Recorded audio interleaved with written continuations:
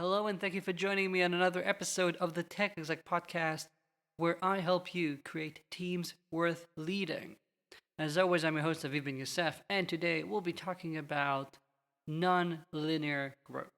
What does that mean to you, and how should you be spending your time in your career? Because again, life's precious and too short. Before I get to that, I want to let you know that I've started toying a bit with creating video content on YouTube. So if you're into that, I would greatly appreciate it if you checked out the link in the show notes to see some of the new videos I released and subscribing, because that really helps spread the word as I'm new on that platform. So do check it out. I think if you like these podcasts, you'll find that content valuable as well. And also, let me know. I'm thinking maybe turning into a video podcast, so it would still be released in audio form. Like I usually listen to podcasts, but I know that some people really prefer the video versions as well. So let me know if I should be doing both. My email's in the show notes, and I'm generally eager and interested to hear what my audience thinks. And now let's talk about non-linear growth. When you're considering your own career, and I've talked a bit about this in the past episode, there's this issue where we sometimes think that careers are a very linear and straight line. You should always be moving up. You had this role, and then you should have the next role, be it getting promotions within one company, be it after one leadership role, you're looking at for your next, and you're thinking it has to be a bigger team or a different title, or maybe now I've got to found my own startup or whatever.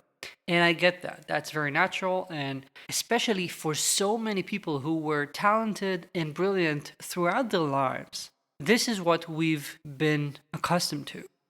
We were used to just checking all the boxes at school.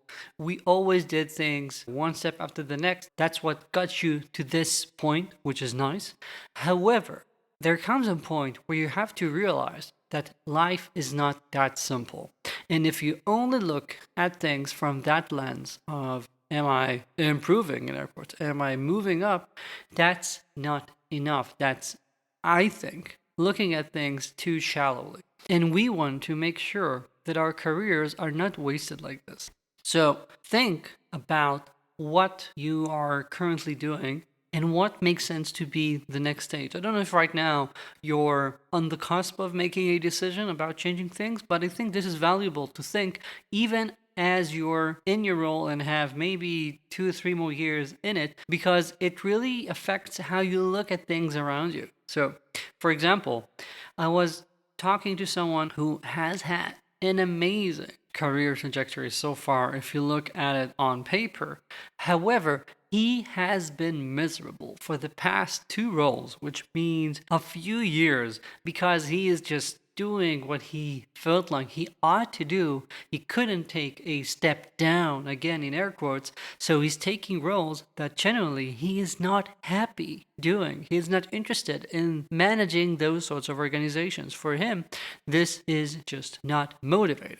So I think that's fine to take such a role once to see if moving up linearly makes sense for you, if you're still attracted to that. However, once you realize that, staying there, wasting years, and then continuing with that same mistake for another role, those are things that just, I think, break you from the inside. You allow yourself to go through years of not being happy about what you're doing, and that just creates some sort of a weird disconnect between yourself and your activity most of your waking hours. That's horrible. Again, life is short. We ought not do this to ourselves solely because we feel like this is the path.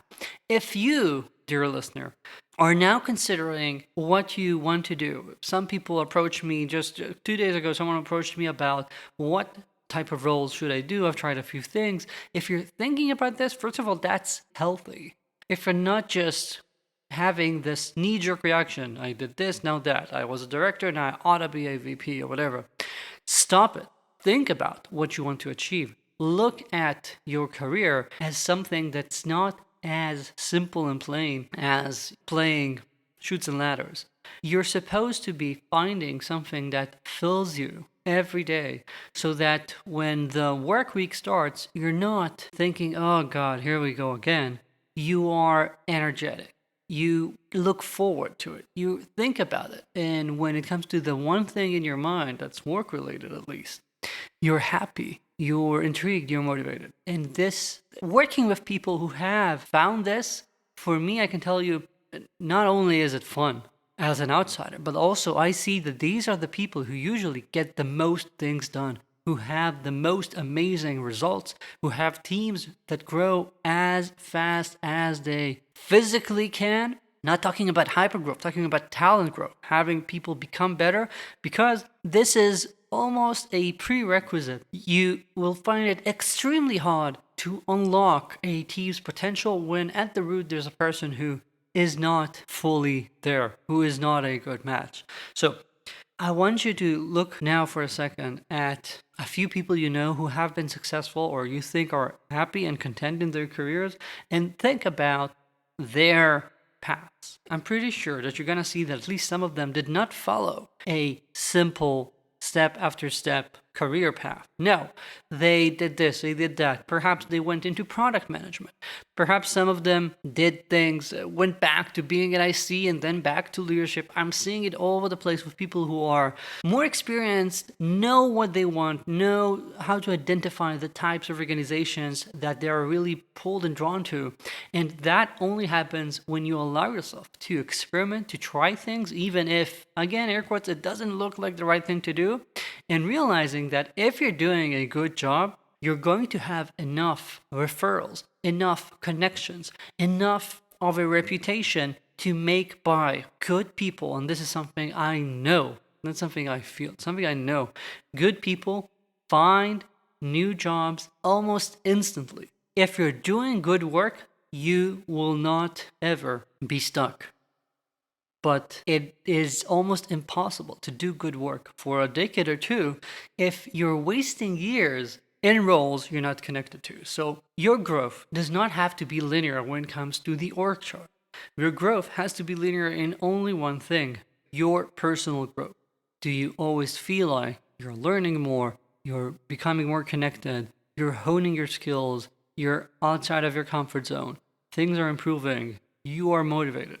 If you don't have that, again, putting aside, I don't know, you have to do something for a while to make ends meet, you have freedom and agency to choose a path, make a path for yourself that allows you to fulfill yourself. And if you need help thinking about where am I going to go, what's the right thing for me, what are the types of roles I might be not considering, if you need any sort of help, if you want to shine in what you're doing, if you want to create a team that will make the CEO love coders again, reach out to me. My email's in the show notes, and this is what I do.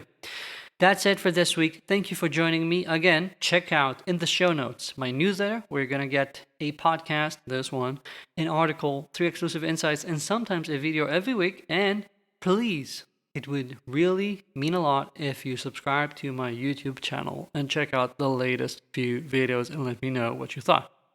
Thank you. I'll be here next week.